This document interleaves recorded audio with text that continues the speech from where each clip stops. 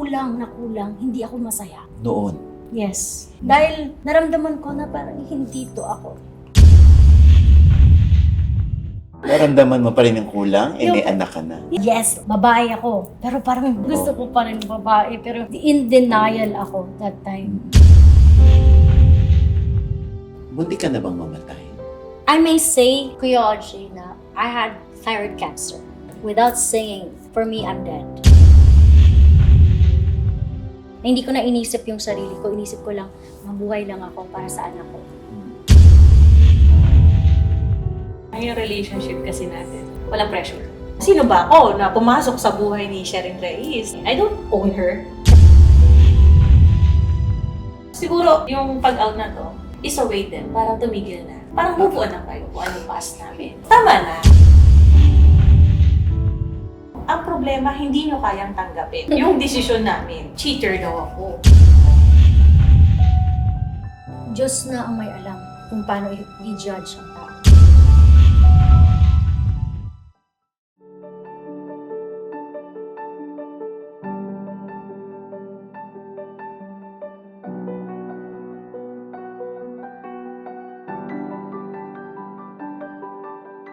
Bisita po natin ngayong araw ang bagong love team, yes, sa social media. Sila yung tinatawag na Shermel.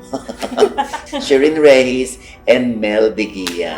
Hello! Hello, Kuya Audrey. Ayan. So, syempre, naging controversial ka, Sherin, alam mo yan. Di ba? Kasi kung sa ibang ordinaryong tao lamang na-involve si Mel, hindi naman ganun kalakas o mabaviral sa social media, di ba? Ang tanong ko, dito lang ba na-realize si Sherin na bahagi siya ng LGBTQ? Alam ko na sa puso ko, bahagi ako ng LGBTQ, Kuya Audrey. It's just that I started living with a man when I was 18 years old. So, yun yung time na parang may realization ako na parang iba tong feeling ko, iba yung nararamdaman ko, hindi to yung... 18 pa lang, nararamdaman mo na yun na parang may kakaiba kang feeling. Even younger. Really? It's just that, syempre, lagi tayong nakafollow sa parents. Mm-mm. Kung anong gusto nilang mangyari sa buhay, ma-follow mo. Tradisyon. Oo, galing pa ako sa, yung school na, Catholic. Katoliko. Kaya nga, sabi ni Mama, when I told Mama, Ma, di naman talaga ako yung gusto mong babae, the wife material talaga. Pero yan ang tama. Yan ang gawin mo. Yan ang sabi So, kung i-ano ko pa yon, i-complicate ko pa lahat. Me against the world na. Me against the clan. Talaga? So, pumasok ako sa show business na nag-focus na lang ako, Kuya Oji. Sa, eto si Sherin, may asawa. Eto si Sherin, babaeng babae. Dapat malinis. Dapat ganito. Pero, iba pala, Kuya Oji. Kulang na kulang. Hindi ako masaya. Noon. Yes. Dahil naramdaman ko na parang hindi to ako.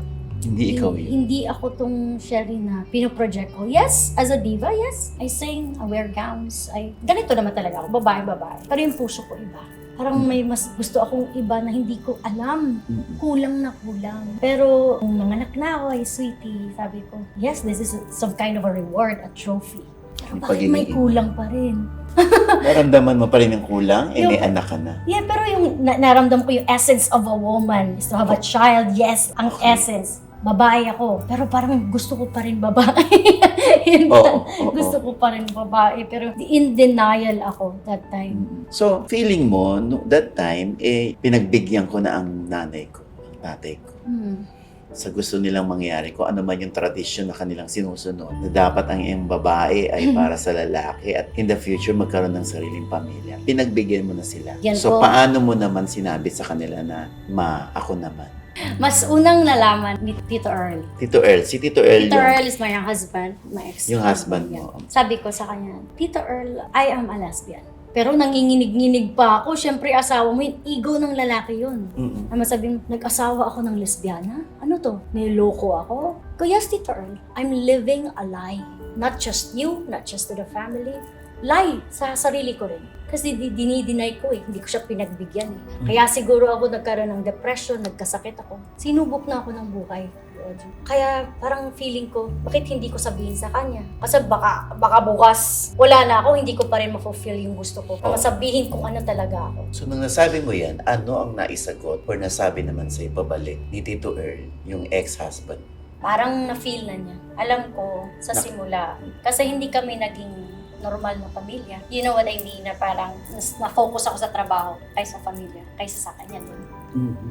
I became selfish in a way na hindi ako naging asawa, pero naging inay ako. Mhm. You know what I mean? Kasi mas na-focus na lang ako sa trabaho, mas na-focus na lang ako sa mga kailangan mag-divert yung attention ko dahil gusto ko lang ma-deny na ganito ako. So, okay naman ang relasyon mo ngayon sa iyong ex-husband? Oh yeah! Magkausap ba kasi sila lagi? Talaga? Magkausap kami halos everyday. Nangangumusta kung Okay ba tayo? Okay ba tayo dito? ganun. So, ang hirap, no? Kasi siguro sa mga tao, for sure, ano ba yan? Ang ano naman, baka ang sabihin sa asawa ko, at anong klaseng asawa ko? Mm. Ginampanan ko pa rin yun. Kasi ang pagkaasawa, hindi pakikipagtalik yan eh. Kung hindi, responsibilidad mo, pagmamahal mo sa isang tao, you care for that person and you're responsible for that person, ginagampanan mo rin ang pagkaasawa. So, ano naman ang take or ano naman ang sinabi ni Sweetie ng iyong unika iha? She was 11 that time when I told her, I'm not straight, sweet. Well, she grew up sa Amerika. And sabi niya, oh well, I knew it, my man. But it doesn't make you less of a person. It doesn't make you less of a mom. Huwag mo munang i-divorce si daddy. That's what she asked. Talaga? Mommy, is it okay for you if there's no divorce? I don't wanna be like a child without a mom and a dad na magkasama. So parang naiyak ako, nakakonsensya ako na paano. So pinagbigyan ko siya. Yes, wait. And I promise. And the time na nag-introduce ako ng sarili ko din kay Mel, sabi niya, walang problema. Tanggap siya ni Sweetie, tanggap siya ni Tito Earl. Tanggap nila, basta tanggap ng pamilya ko, tanggap lahat kung ano man ako. Kasi daw, sabi niya, it's your life. And then, Mommy, love has no boundaries. You are free, Mom. You are so free. A lot of things in your life are valued as well. And that also comes as love. With love, there are no boundaries. Love is love, no matter what anybody says. Nothing, no stereotypes to love because love is free. And you are free, Mom. I love you. And the mere fact na napagbigyan mo yung anak, ibig sabihin hindi ka naging marami Hindi ako bilang marami. ina. Yeah. Dahil yung gusto niyang wag ka muna mag-divorce sa daddy niya. Yes. Sinunod mo. Sinunod ko. Kasi, for sure sa iba, kung nalaman talaga nila, at kung siguro kung naging swile ako dahil sa damdamin ko, dahil ayoko na, dahil ganito ako, may divorce na mangyayari. Pero hindi. Kasi ang respeto, sobrang taas ng respeto ko kay Tito Earl. Because he took care of me since I was 18 years old. Si Siren kasi parang dito, nagsama, parang anak ko lang yan. Para magkapatid yan at saka si Sweetie. Kaya nalagaan ko yan para si Sweetie din. So, masaya-masaya kami na andyan ka, inalagaan mo, huwag mo saktan yan. At saka nakikita ko masaya ako yung ginagawa niyo ngayon, business niyo. Kahit anong nangyari, hindi niya ako pinabayaan. At after nang sinabi ko sa kanya, mas lalong tumaas yung respeto niya sa akin. He still takes care of me. Even kung may malayo siya, nasa Houston siya, nandito ako. Hindi pwedeng hindi magtatanong, kamusta ka? Okay ka lang ba? Huwag kang ma-stress. Ganun yun. At nandun naman sa kanya yung iyong unika iha. Oh, Siya naman ang yes. aalaga Siya nag-aalaga sa Unica. habang andito ka. Munti ka na bang mamatay? I may say, Kuya Audrey, na I had thyroid cancer. That's a very safe cancer, treatable. Ang ano lang is, baka mawalan ako ng boses or may iba yung quality ng boses ko. Oo, ano nangyari? Without singing, for me, I'm dead. So, I took the risk para magpapa-surgery. Na hindi ko na inisip yung sarili ko. Inisip ko lang, mabuhay lang ako para sa anak ko. Mabuhay lang ako. So, inoperahan ako. And then, it's a miracle, Kuya Audrey, kasi my voice didn't change at all. Hindi siya bumaba. Mas lalo pa siyang tumaas. Parang, oh, thank you, Lord. Thank you so much. Parang feeling ko, ano bang ginawa ko para mabigyan mo ulit ako ng pagkakataong magkaroon ng boses na ganito. Look at my scar. Oo. Palatandaan niya ng iyong Palatandaan. pakikipaglaban. Ito yung pinaka-tattoo ko sa buhay. Tattoo. Oo. Pero that time ba, nung ikaw ay inoperahan dyan, ano yung negative thoughts? Pwede akong tumigil sa pagkanta na. At hindi na rin ako makapag-teach kasi na mawawalan ako ng boses. Or baka once na matouch siguro yung laryngeal nerve ko, I cannot talk that much. Wala ng boses ni Sherry. While yung mga doctors doing the surgery, pinapatugtog yung Come On Out of the Rain. Oh. Kahit na parang patay na patay ako dun sa pinapatugtog nila just for them to be reminded na tong boses na to dapat hindi mawala. So they have to really take care of doing the operation. So every time you sing, andun yung takot mo na baka bumaba yung boses mo. Yes. May takot ako na gano'n. Na hindi mo naman nararamdaman. Oo, Every baka time. biglang wala. Oo. Ngayon hindi ko naramdaman, Kuya Haji, na, naoperahan pala ako. Oo. And may tuturing mo bang regalo ng Diyos sa'yo, si Mel? Yes. Nung dumating siya sa buhay, Sa anong buhay nagawa ko. sa buhay mo ni Mel? Mas naging open ako sa sarili ko. Hindi naman sa parang mas magaang, para ko lang siyang kalaro, parang barkada. Walang yung parang kailangan ganito ka, walang limitation. Hindi, iba siya. Well, for you to know, Mel is younger than me for 11 years. 11. Malaki lang talagang bula siya. Oo. Parang yung relationship kasi natin, walang pressure. Oo. Kasi since alam ko nga na married siya, may sweetie, alam mo yun, Ah. hindi lang naman siya yung minahal ko at tinanggap ko sa buhay ko. Kasama yun, parang package to. Oo. So, since alam ko yung story niya, mga pinagdaanan niya, ayokong dumagdag dun sa magpapabigat pa pa ako. Hindi porket mas matanda ka ganito. Hindi porket mas bata ko, hindi ko na alam yung ginagawa ko. Parang I'm responsible to my actions. So, yung pinasok ko to, sabi ko, hindi ka ba yung kasi married ako? Sabi ko, hindi. Kasi nung nakausap ko mismo, sila Tita Earl, nung nakilala ko yung buong pamilya mo, respeto ang tawag ko. Hindi mo pwede, makipag-divorce ka, pakasalan mo ako. Hindi. Sabi ko, I can wait. Okay na sa akin yung tinanggap nyo ako, minahal nyo ako ng buo. Kasi hindi naman lahat nakaka-experience ng gano'n, di ba? Exactly. Kasi hindi lahat kaya kang yakapin na, bakit yan? Bakit to? Parang ako, sino ba ako na pumasok sa buhay ni Sherin Reyes, di ba? Parang, sino ka ba? Pero nung tinanggap nila ako na walang hesitation, niyakap nila ako ng buo, alam mo yun, Kuya, hindi mo mararamdaman na ibang tao. Pinaramdam sa akin ni Tita Earl na anak na din kita. Parang ganun siya nangyari. Dati dalawa, ngayon tatlo na. Si Sweetie, sabi ko, syempre hindi naman malayo edad namin. 18, no? 18 siya, no? 18. Yung respeto niya din sa akin nandun. Kasi sa pagmamahal niya dito. So kung pare-pareho tayo, mahal lang naman natin siya, bakit din natin ibigay talaga yun sa kanya? Sabi ko, Correct. madami ka ng pinagdaanan. So, nandito kami, sabi ko ako, add-ons lang ako sa buhay mo. Ayokong bigyan ka ng kahit anong magpapabigat sa'yo. Kasi madami kaming narinig. Sinubukan na ni Lord itong mga tong tao na to. Siya pa yung mag-aangat sa'yo. Ako, hindi naman ako entitled sa buhay niya. I don't own her. Kahit sino sa amin. May sarili siyang desisyon na siya lang makakapagsabi at siya lang makakapag-desisyon ng mga bagay niya. Kasi choice niya to Sabi ko, wala tayong problema sa pamilya. Yung mga tao pa yung susubok sa atin. Correct. Pero yun nga, thankful naman ako kasi siya yung dumating sa buhay. Oo. So, curious lang ako, paano kayo nag-meet at naging kayo eventually? Nag-meet kami, nag-order siya. Sa Nag-order siya? Galleria, yes. ng Kung frozen goods, yung tapa. Okay. Sa business niya. Nakita ko lang kasi, matagal ako sa Amerika. I wanted something na parang Voodoo fight, na clean tingnan. Nandito ka, umuwi ka, nag-order ka rito. Last this year lang. Okay, tapos? Minsan mag-isa lang kasi ako sa condo. And then, nag-meet kami.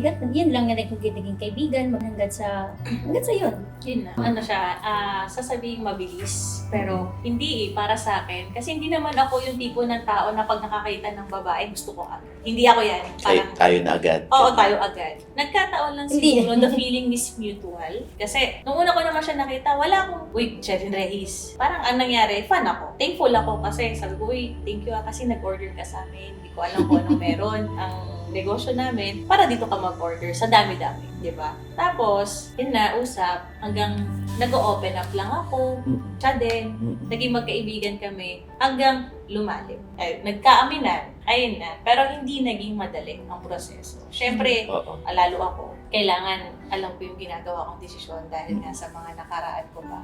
And siyempre, siya din ang nag-open siya. May nakaraan din si Sherin. Oo, nung nalaman ko naman, pakilala kami talaga.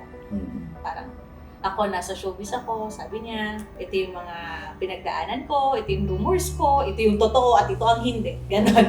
So, nalaman ko din dahil sa pamilya niya. So, niyakap ko yung lahat.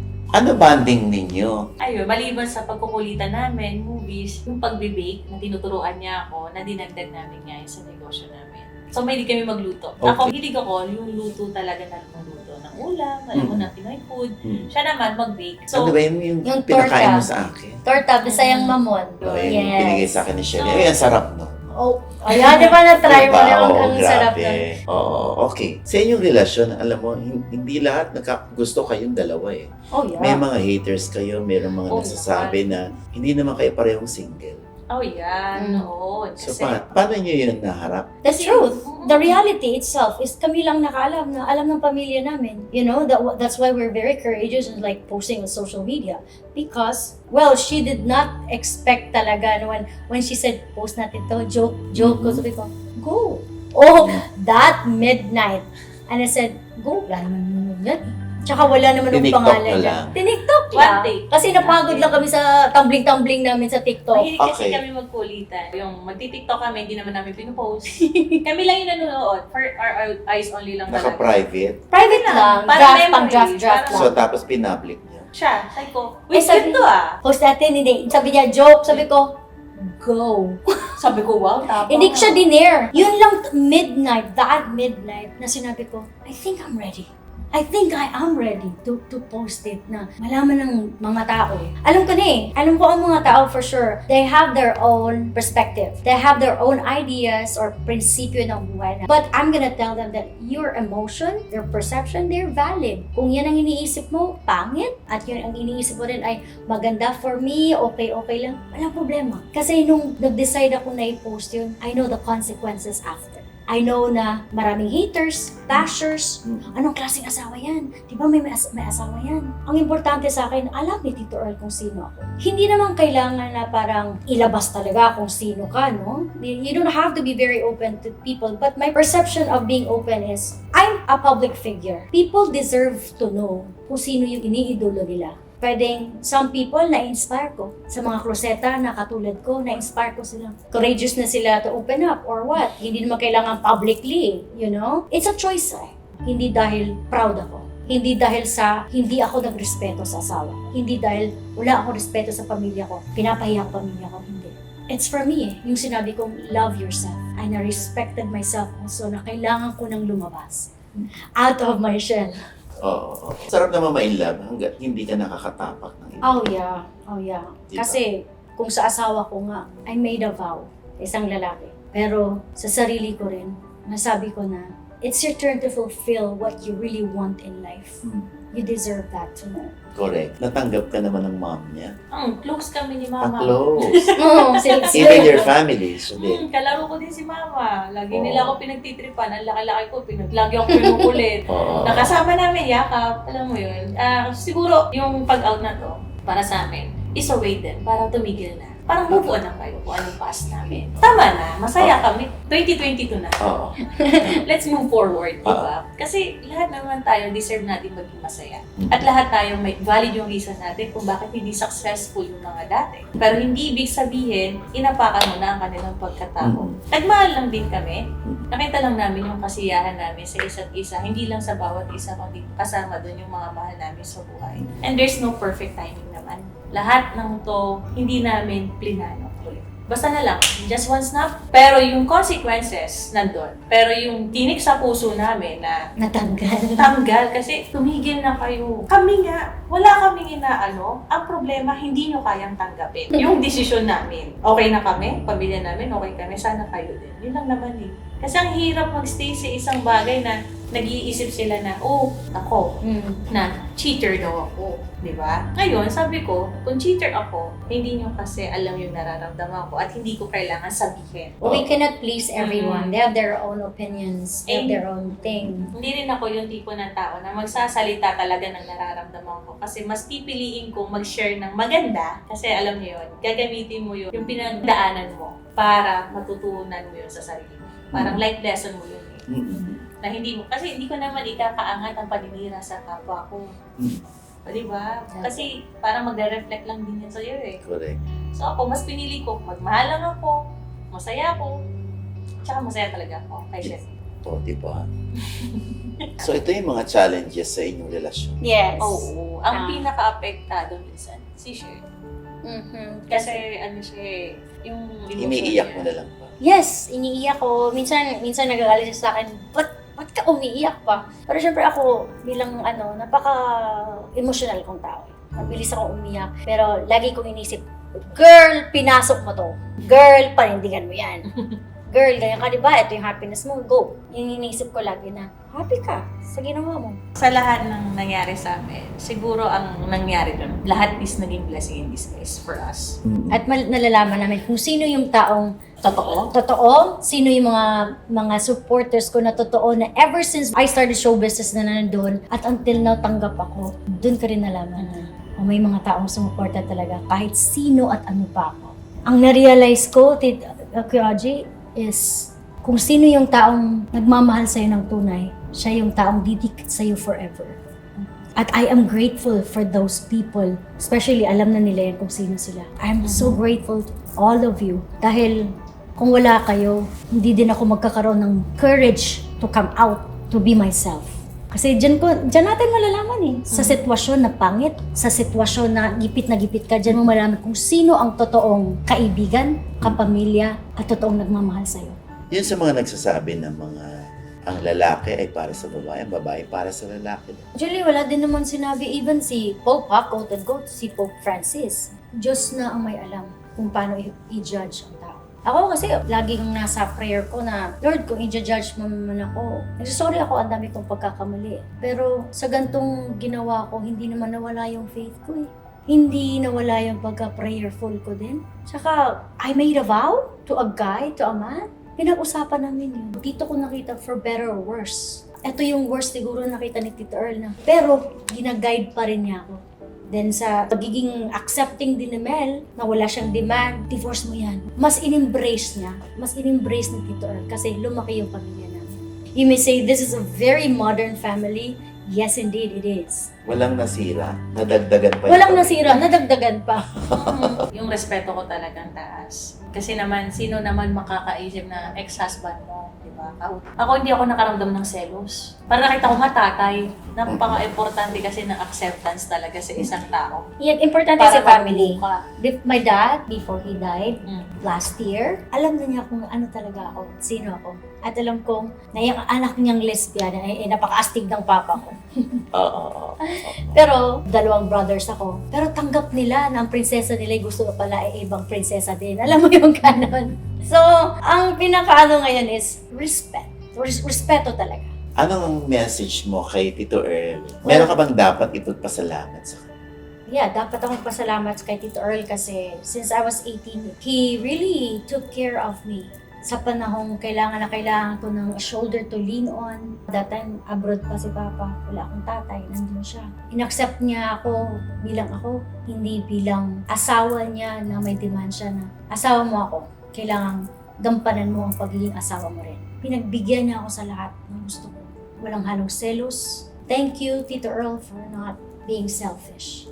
Thank you for being there for me until now, despite the things that we're going through. Please know, until tumanda ka para tumanda, nandito ako, nandito kami, Kasama diyan ko. kami sweetie, to take care of you. Anong message nyo ngayon sa mga haters ninyo? Yung hindi nakakaunawa sa inyo. Yung hanggang ngayon hindi makapaniwala at hindi matanggap. Si Sherin na ng ibang bayan. Nag-ibang, oo nga, ang mga sa haters at mga bashers, sana may mga events din sa buhay niyo na ma-realize niyo the same way.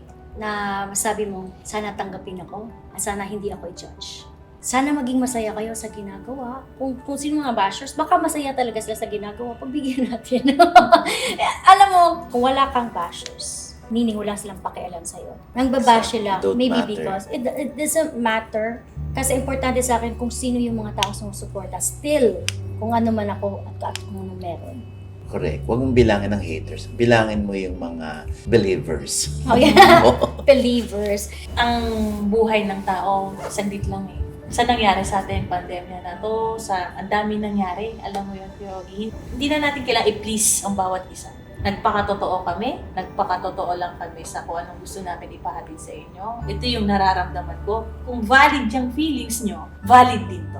Kasi tao kami. Kung may pagkakamali kami, alam namin yon at pasensya. Ngayon, kung hindi nyo matanggap yung pagkakamali namin na ginawa, hindi na rin namin yun hawak. Basta ang importante sa amin, sa puso namin, kami ay nagpatawad na. kami ay nagmamana at mas gusto namin mag-move forward. Sabi ko, alam mo, pantay tumingin ng Diyos. Hindi naman pwedeng lahat ng to nasa iyo na. Bibigyan ka niya ng konting problema para mas pagtibay. Equal lahat. So, ganun lang naman. Para doon sa mga nangyari, daming learnings eh. Alam mo yung Kuya Ogie, na hindi talaga kayang bilhin ng kahit sino yung peace of mind mo o kahit anong halaga. Kahit anong fame na meron ka, hindi kayang makuha yon yung ikaw, yung totoong ikaw. Kasi bakit? For the sake ng ganito, magpapanggap ka. Pero nung ikaw na mismo, na tinanggap mo mismo yung sarili mo, binigyan mo ng respeto yung sarili mo. Respect begets respect eh. Makukuha mo na din. Kasi nagpakatotoo ka. Paano ka naman paniniwalaan kung ikaw mismo sa sarili mo, hindi ka naniniwala. Alam mo yun, ang hirap eh. So yun yung gusto namin ihatid sa lahat na age gap namin, pagkakaiba namin, pwede ito ka, ito ako. Pero sa amin kasi equal kami. Walang lamangan, nagre-respetuhan. Kasi hindi lang naman ito pagmamahal ko. Pero mas pinangibabaw namin is yung respeto. But for me, like, ngayon sa mga supporters ko rin, no? I'm gonna say, nothing has changed. Walang naiba sa akin, normal pa rin. Ganito pa rin ako. Nandyan si Sherin, ang naalis lang ang maskara. Wala na yung denial stage ng buhay ko. Because this is me and this is who I really am. And I embrace my whole being. Yun naman ang dapat. Kung hindi ka nila kayang yakapin mo sarili mo. Oo, ganito na lang. Kung hindi mo kayang yakapin ang sarili mo, sinong yayakap sa'yo? Diba? Diba sinong iba? Kung walang kayang magmahal sa'yo at i-accept ka, you have to accept yourself. Yakapin mo lahat. You were my strength when I was weak. You were my voice when I couldn't speak. You were my eyes when I couldn't see. You saw the best there was in me. Lifted me up when I couldn't reach. You gave me faith 'cause you believed. I'm everything I am. To all my supporters, my family, and everyone. To you. I'm everything I am because you love me.